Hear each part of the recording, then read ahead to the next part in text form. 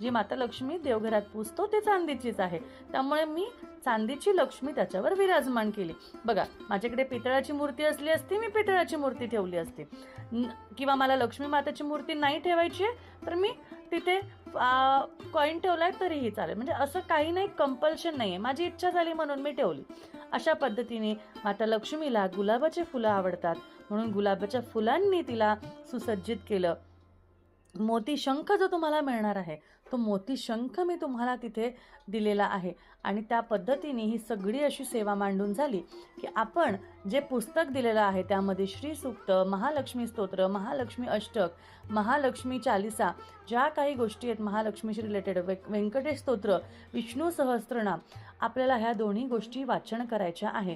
त्यानंतर माता लक्ष्मीची, भगवान विष्णूंची आणि सुरुवातीला गणपतीची अशी आरती करून गोडाचा नैवेद्य दाखवायचा आहे. पर ह्या